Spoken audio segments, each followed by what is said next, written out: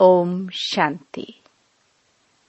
2 जुलाई 2024। बाबा के महावाक्य।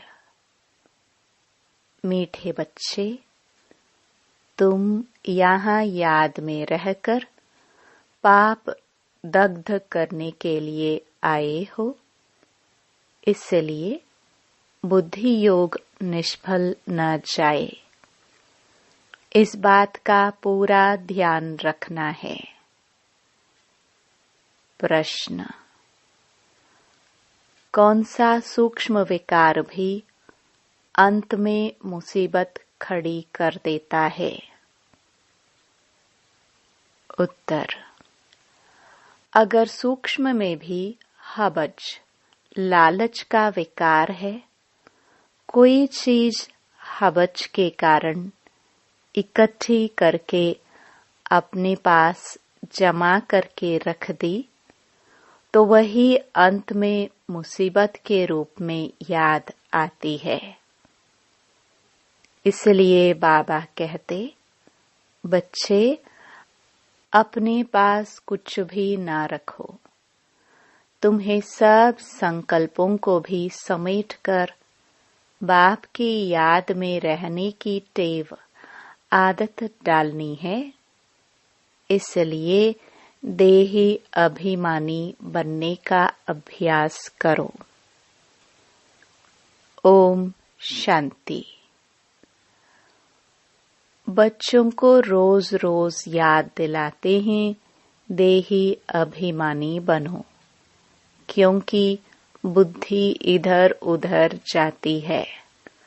अज्ञान काल में भी कथा वार्ता सुनते हैं तो बुद्धि बाहर भटकती है, यहाँ भी भटकती है। इसलिए रोज रोज कहते हैं, देही अभिमानी बनो। वह तो कहेंगे, हम जो सुनाते हैं उस पर ध्यान दो, धारण करो। शास्त्र जो सुनाते हैं वह वचन ध्यान पर रखो। यहाँ तो बाप आत्माओं को समझाते हैं, तुम सब स्टूडेंट देही अभिमानी होकर बैठो। शिव बाबा आते हैं पढ़ाने के लिए। ऐसा कोई कॉलेज नहीं होगा जहाँ समझेंगे शिव बाबा पढ़ाने आते हैं। ऐसा स्कूल होना ही चाहिए पुरुषोत्तम संगम युग पर। स्टूडेंट बैठे हैं और यह भी समझते हैं, परमपिता परमात्मा आते हैं हमको पढ़ाने। शिव बाबा आते हैं हमको पढ़ाने। पहली पहली बात समझाते हैं, तुमको पावन बनना है तो मामेकम याद करो। परंतु माया घड़ी घड़ी भुला देती है, इसलिए बाप खबरदार करते हैं। कोई को समझाना है तो भी पहली पहली बात समझाओ कि भगवान कौन है। भगवान जो पतित पावन, दुख हरता, सुख करता है, वह कहाँ है? उनको याद तो सब करते हैं। जब कोई आफते आती हैं, कहते हैं, हे भगवान रहम करो। किसको बचाना होता है तो भी कहते हैं, हे भगवान, ओ गॉड, हमको दुख से लिबरेट करो। दुख तो सबको है, यह तो पक्का मालूम है। सत्युग को सुखधाम कहा जाता है, कलयुग को दुखधाम कहा जाता है। यह बच्चे जानते हैं, फिर भी माया भुला देती है। यह याद में बिठाने की रस्म भी ड्रामा में है, क्योंकि बहुत है जो सारा दिन याद नहीं करते हैं, 1 मिनट भी याद नहीं करते हैं। फिर याद दिलाने के लिए यहाँ बिठाते हैं। याद करने की युक्ति बतलाते हैं तो पक्का हो जाए। बाप की याद से ही हमको सतो प्रधान बनना है। सतो प्रधान बनने की बाप ने फर्स्ट क्लास रियल युक्ति बताई है। पतित पावन तो एक ही है, वह आकर युक्ति बताते हैं। यहाँ तुम बच्चे शांति में तब बैठते हो जबकि बाप के साथ योग है। अगर बुद्धि का योग यहाँ वहाँ गया तो शांति में नहीं है, गोया अशांत है। जितना समय यहाँ वहाँ बुद्धि योग गया वह निष्फल हुआ, क्योंकि पाप तो कटते नहीं। दुनिया यह नहीं जानती कि पाप कैसे कटते हैं। यह बड़ी महीन बातें हैं। बाप ने कहा है मेरी याद में बैठो, तो जब तक याद की तार जुटी हुई है उतना समय सफलता है। जरा भी बुद्धि इधर उधर गई तो वह टाइम वेस्ट हुआ, निष्फल हुआ। बाप का डायरेक्शन है ना कि बच्चे मुझे याद करो। अगर याद नहीं किया तो निष्फल हुआ। इससे क्या होगा? तुम जल्दी सतो प्रधान नहीं बनेंगे, फिर तो आदत पड़ जाएगी। यह होता रहेगा। आत्मा इस जन्म के पाप तो जानती है। भल कोई कहते हैं हमको याद नहीं है, परंतु बाबा कहते हैं 3-4 वर्ष से लेकर सब बातें याद रहती है। शुरू में इतने पाप नहीं होते हैं जितना बाद में होते हैं। दिन प्रतिदिन क्रिमिनल आय होती जाती है। त्रेता में तो 2 कला कम होती है। चंद्रमा की 2 कला कितने में कम होती है? धीरे धीरे कम होती जाती है। फिर 16 कला संपूर्ण भी चंद्रमा को कहा जाता है, सूर्य को नहीं कहते। चंद्रमा की है 1 मास की बात, यह फिर है कल्प की बात। दिन प्रतिदिन नीचे उतरते जाते हैं, फिर याद की यात्रा से ऊपर चढ़ सकते हैं। फिर तो दरकार नहीं जो हम याद करें और ऊपर चढ़े। सतयुग के बाद फिर उतरना है।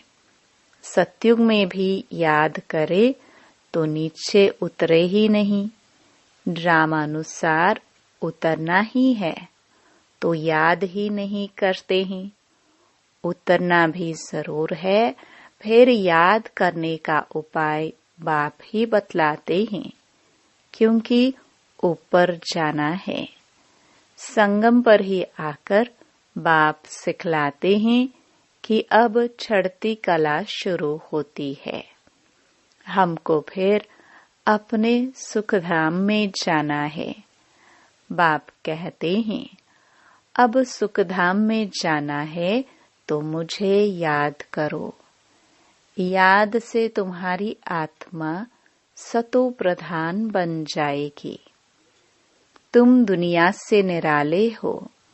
वैकुंठ दुनिया से बिल्कुल न्यारा है। वैकुंठ था, अब नहीं है। कल्प की आयु लंबी कर देने के कारण भूल गए हैं। अभी तुम बच्चों को तो वैकुंठ बहुत नजदीक दिखाई देता है। बाकी थोड़ा टाइम है। याद की यात्रा में ही कमी है, इसलिए समझते हैं अभी टाइम है।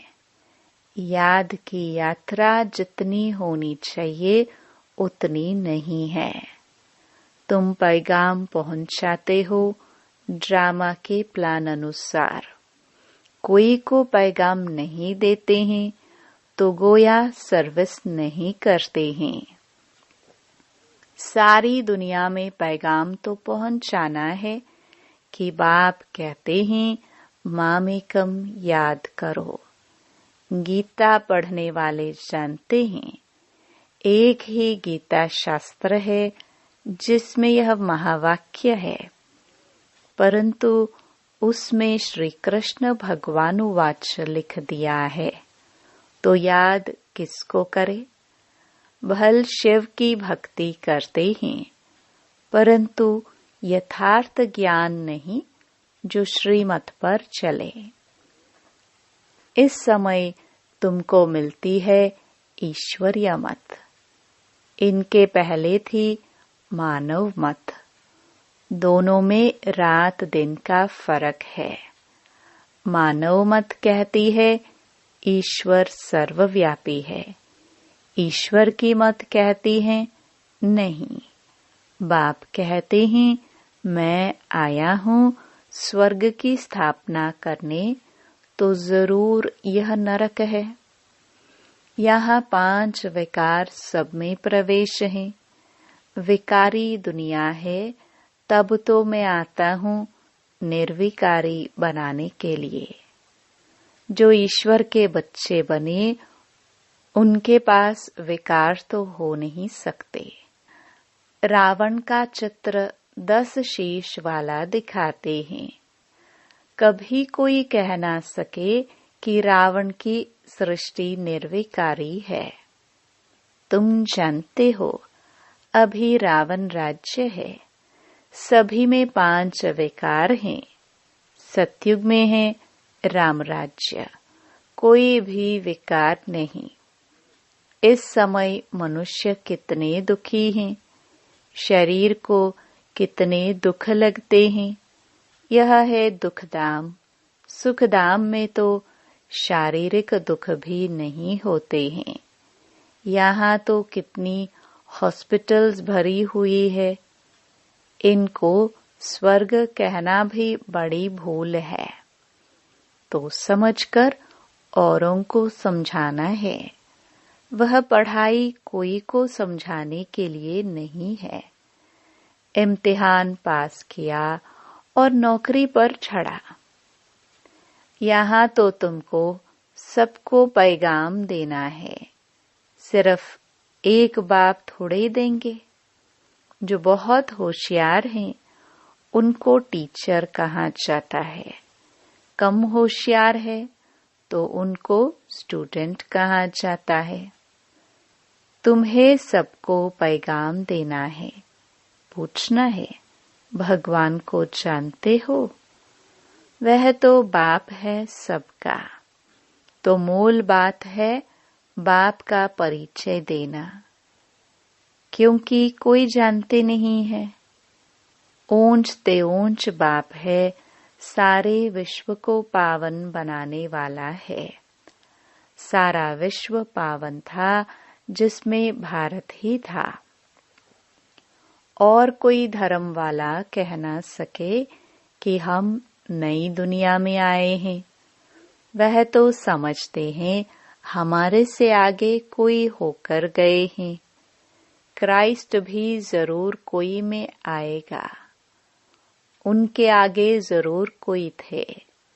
बाप बैठ समझाते हैं मैं इस ब्रह्मा तन में प्रवेश करता हूँ।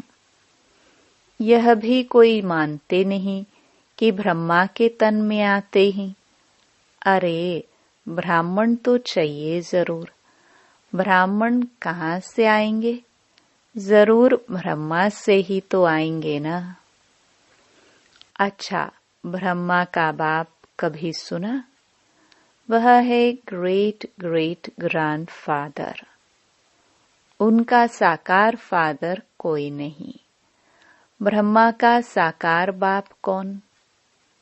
कोई बतला न सके।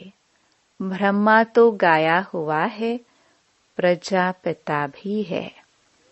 जैसे निराकार शिव बाबा कहते हैं, उनका बाप बताओ। फिर साकार प्रजापिता ब्रह्मा का बाप बताओ। शिव बाप तो एडॉप्ट किया हुआ नहीं है, यह एडॉप्ट किया हुआ है। कहेंगे इनको शिव बाबा ने एडॉप्ट किया। विष्णु को शिव बाबा ने एडॉप्ट किया है, ऐसा नहीं कहेंगे।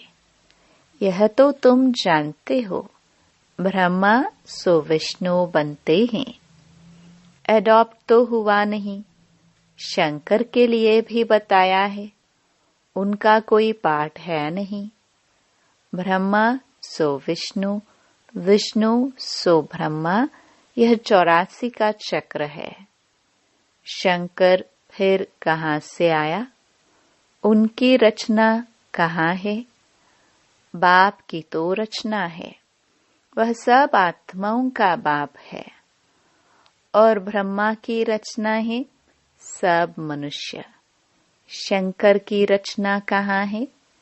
शंकर से कोई मनुष्य दुनिया नहीं रची जाती।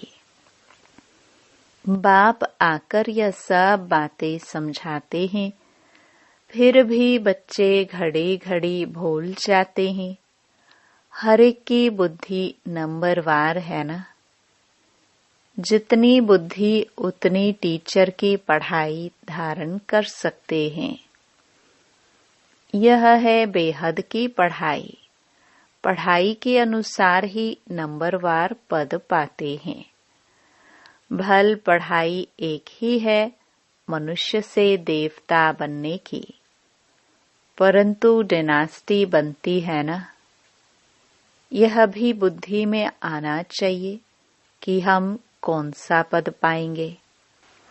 राजा बनना तो मेहनत का काम है। राजाओं के पास दास दासियां भी चाहिए। दास दासियां कौन बनते हैं, यह भी तुम समझ सकते हो। नंबरवार पुरुषार्थ अनुसार हर एक को दासियां मिलती होंगी, तो ऐसा नहीं पढ़ना चाहिए जो जन्म जन्मांतर दास दासी बने। पुरुषार्थ करना है ऊंच बनने का। तो सच्ची शांति बाप की याद में है। जरा भी बुद्धि इधर उधर गई तो टाइम वेस्ट होगा, कमाई कम होगी, सतो प्रधान बन नहीं सकेंगे। यह भी समझाया है कि हाथों से काम करते रहो, दिल से बाप को याद करो। शरीर को तंदुरुस्त रखने के लिए घूमना फिरना यह भी भल करो, परंतु बुद्धि में बाप की याद रहे।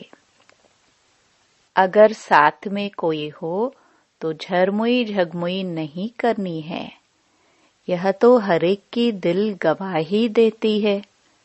बाबा समझा देते हैं, ऐसी अवस्था में चक्कर लगाओ। पादरी लोग जाते हैं एकदम शांत में। तुम लोग ज्ञान की बातें सारा समय तो नहीं करेंगे, फिर जबान को शांत में लाकर शिव बाबा की याद में रेस करनी चाहिए। जैसे खाने के समय बाबा कहते हैं याद में बैठकर खाओ, अपना चाट देखो। बाबा अपना तो बताते हैं कि हम भूल जाते हैं। कोशिश करता हूँ, बाबा को कहता हूँ, बाबा हम पूरा समय याद में रहूंगा। आप हमारा खांसी बंद करो, शुगर कम करो। अपने साथ जो मेहनत करता हूँ वह बताता हूँ, परंतु मैं खुद ही भूल जाता हूँ, तो खांसी कम कैसे होगी। जो बातें बाबा के साथ करता हूँ वह सच सुनाता हूँ। बाबा बच्चों को बता देते हैं, बच्चे बाप को नहीं सुनाते। लज्जा आती है।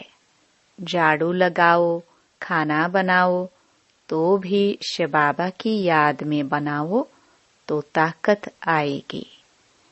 यह भी युक्ति चाहिए। इसमें तुम्हारा ही कल्याण होगा। फिर तुम याद में बैठेंगे तो औरों को भी कशिश होगी। एक दो को कशिश तो होती है ना। जितना तुम जास्ती याद में रहेंगे उतना सन्नाटा अच्छा हो जाएगा। एक दो का प्रभाव ड्रामानुसार पड़ता है। याद की यात्रा तो बहुत कल्याणकारी है। इसमें झूठ बोलने की दरकार नहीं है। सच्चे बाप के बच्चे हैं तो सच्चा होकर चलना है।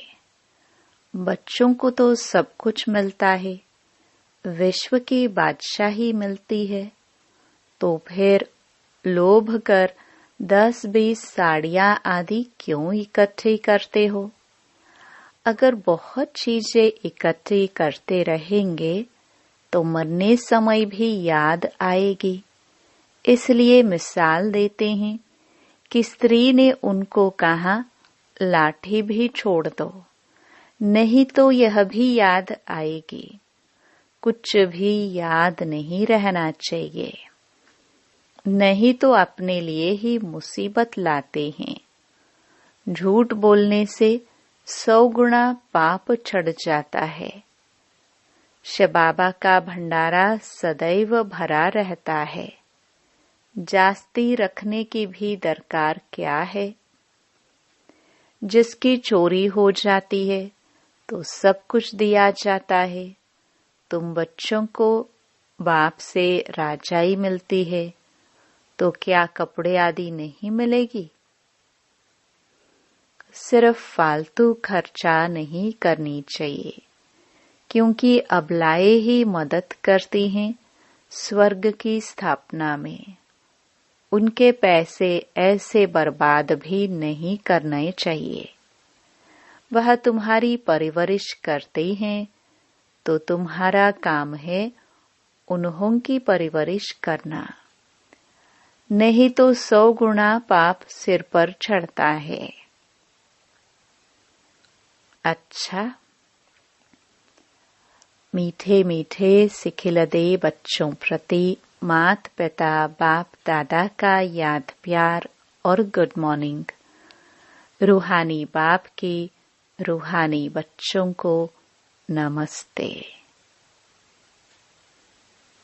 धारणा के लिए मुख्य सार। पहला,